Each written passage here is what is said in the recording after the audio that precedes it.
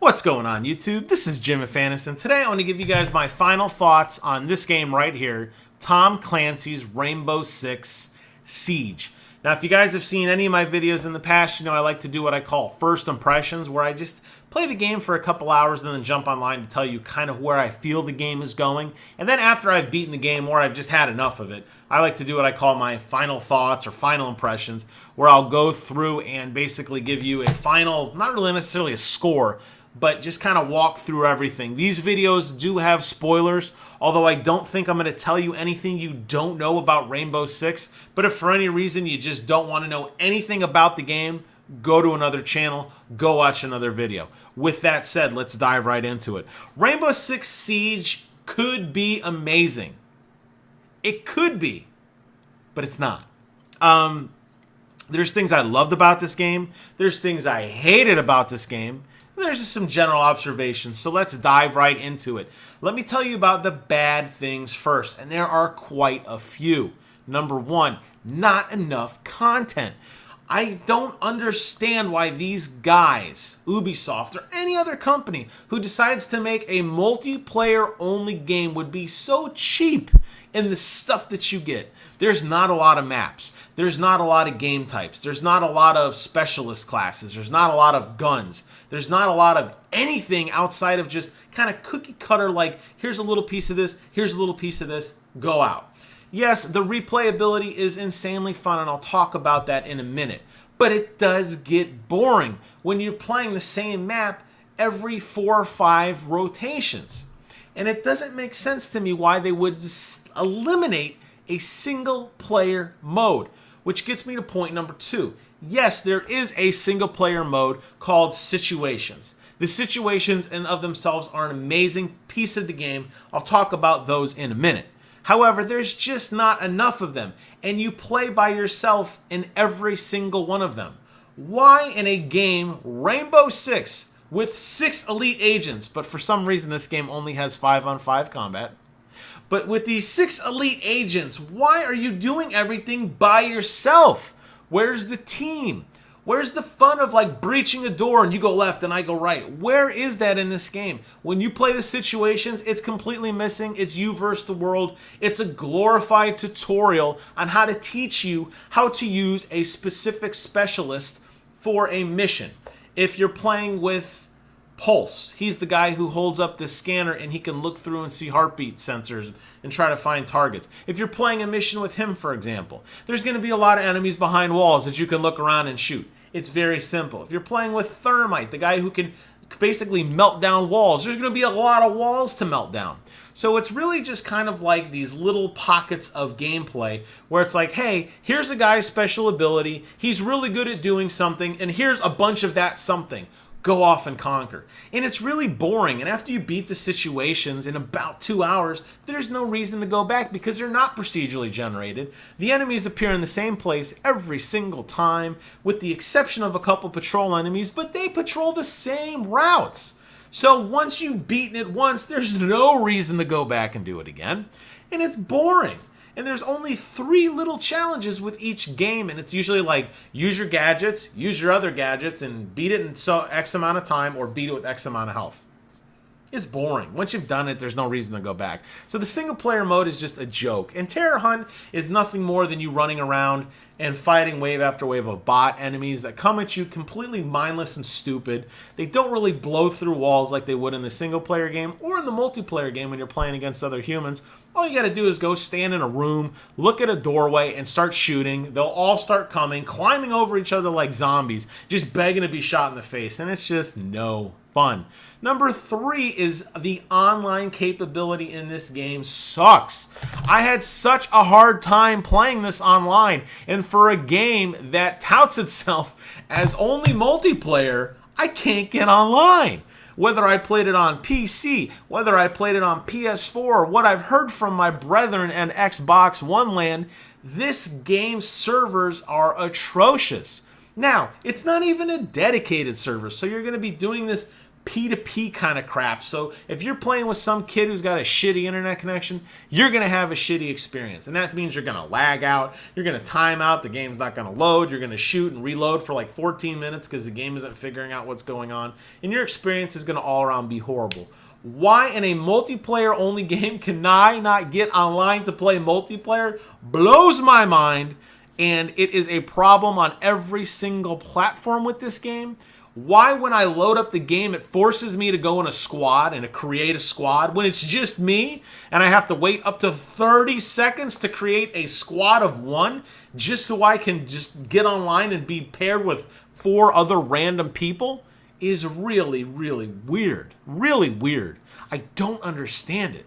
So there are some cons to this game. Do not be deceived. However, there are a lot of pros. Now, does that outweigh the cons? I'll tell you about that in a minute. Number 1, what an insanely destructible, realistic feeling world you get to participate in. Whether it's blowing holes in drywall, blowing holes in windows, blowing holes in ceilings, working your way systematically, clearing room after room after room. This cover art here, which shows the guys basically blowing through the wall, that is going to happen time after time after time. And these destructible environments, shooting a little tiny hole in drywall so you can stick your gun through and mow down somebody who thinks that they're in cover, is just so much fun. You never really feel safe, and you never really feel like, you know, you've cleared a room and everything's okay. And I think that's the way it should be. I really do. Part 2 of that is it's this very realistic, guttural feeling that you have when everything is quiet for a long time. Let's say you're in a hostage situation and you're defending the hostage, okay? You're just sitting there waiting. And maybe out on the horizon you'll hear charges go off as the enemy starts breaching room after room trying to find you. And the charges are getting louder and louder and louder. And then finally the wall blows open. They pour through. There's gas. There's smoke grenades. There's explosives. And within seconds, it's over. And I love that just tense feeling of any second shit's going to hit the fan. When is it going to be? Who's going to get it? And it's a lot of fun, and it creates these very tense moments where you're just sitting and waiting. Now, if you're one of these guys who wants to go around and kill like 8,000 enemies, go play Halo 5, go play Call of Duty, go play Destiny. You get 1 life per turn in this game. You want to be careful because damage is really realistic in the sense that 2 or 3 bullets and you're done. Now, there is a down but not out mechanic, but let's face it. Guys, when they have a beat on you, they're going to finish you off. They're not going to let you crawl around and get help or anything like that. So once you get hit first and you don't know where it is, there's a really good chance you're not going to survive much longer. And I love that realistic feeling of that. I also like the final situation known as Article 5. Now, why more of this wasn't in the game, I don't know. But this was a full-blown single-player story in which terrorists took over a school. There was gas everywhere, so the distance was very, very low. It was hard to see out. It was hard to get out there and see around. And you had to systematically go through this college and find bombs and defuse them and defend the bombs. And it was a lot of fun because you got to finally play with other people. You got to feel what it was like to be a full Rainbow 5 team of, you know, breaching and working together as a team against a computer opponent. You get to vote on how you breach the buildings and where you're going to start, what entry point. And it really was a fun experience, and this game is sorely lacking it up until Article 5. Now, why wasn't there more of that included? I don't know. If they had added another 30 of those matches, or at least let you play the other situations in the Article 5 rules, where you're playing with other human beings, and the stakes are higher, and the enemy count is higher, and they're more unique experiences, this game would definitely be better for it. And it's not.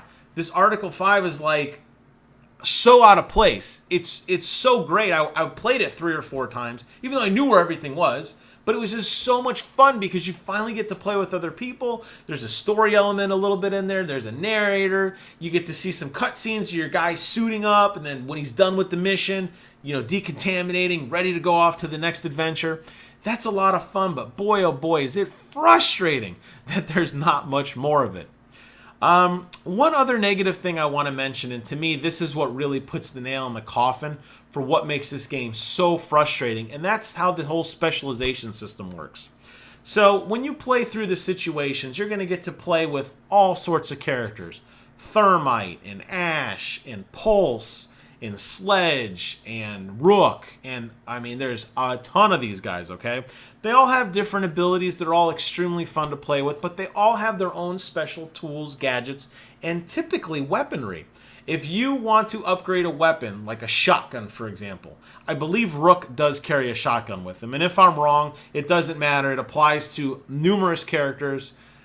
But what happens is when you upgrade Rook's shotgun and you want to play as Rook, first of all, one Rook is allowed per match. So if any of the other 4 players select him before you do, too bad, you can't play with him. All that time and money and investment you put into making that gun more special, you don't get to carry on with any other character.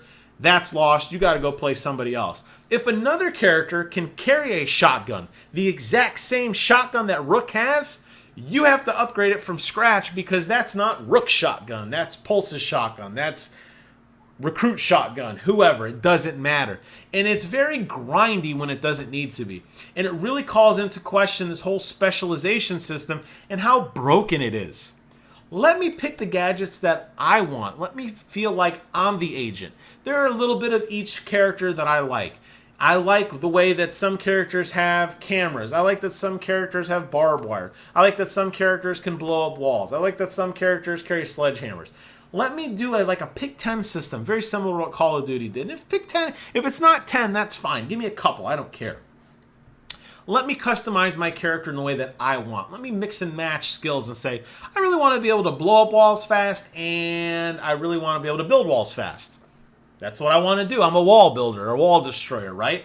No, you can't do that. You're forced into a character's specialization. You're forced into whatever gun they have. If Rook, for example, and you want to give Rook a sniper rifle but be able to give your teammates armor, you can't do that because that's not his ability. And it's really frustrating, and it takes away from the fun that could have been in putting together the perfect agent for you. You get to play through all these situations and understand all these cool abilities and all these cool gadgets. Now go out in the world, young man, and pick 3 that really just blow your door and get out there and have fun. And I think that would make the game infinitely better. And it's for that reason alone, that compartmentalization is really the icing on the cake on why I cannot recommend this game. Yes, it is fun. Yes, you will have some amazing moments. But when the dust settles, this game is not worth full price. This game is maybe worth $25 if you're a huge Tom Clancy fan or you just love tactical shooters. The sound effects are great. The graphics are great. Once you get into a game and it actually runs, it's fun. No 2 games are ever the same. Luckily, in the multiplayer experience, objectives are moved in between maps, so there's really no guarantee on where things are going to be. But after a while, you will start to find patterns, and you will know where to look better than other places. But it's still a lot of fun to set up each thing and build up your own little fortification and kind of communicate with teammates and maybe try to flank the enemy as they're entering a stronghold, or maybe hold back and everybody just, okay, when that door opens, everybody just lay down the law.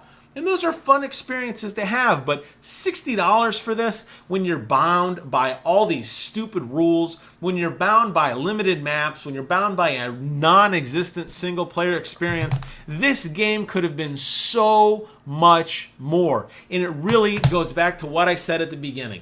There's just not enough of any single thing that blows my mind.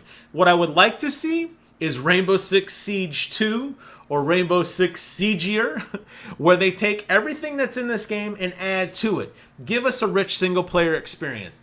Give us the customization. You gave us some great weapons. You gave us a sledgehammer. You gave us all these really cool abilities, EMP grenades, scan through walls, fortifications. Add more of that, but then take away the class restriction and let us pick what we want, because that's all I hear about people complaining, and after playing through it, I'm a big proponent of it as well. It is just not fun to be shoehorned into something, especially when you're only playing 3 or 4 maps, 2 different game modes. It just doesn't hold up to it. So my opinion of Rainbow Six Siege is, while it is tons of fun, avoid it like the plague until it goes on sale. I think you'll be sorely disappointed if you pay full asking price for this game.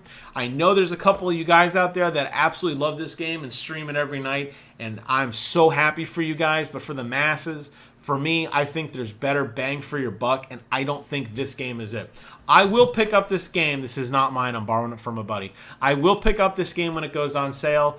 Maybe, like I said, 25 bucks, because then I could feel like I kind of, I'm getting half the game, so I should pay half the asking price. But full price for this, when like Grand Theft Auto or Fallout or Metal Gear is so much more than this game in terms of content, it's very hard to justify this purchase. That's my final thoughts on Rainbow Six Siege. As always, I want to thank you all for watching, and until next time, I will see you guys on the other side.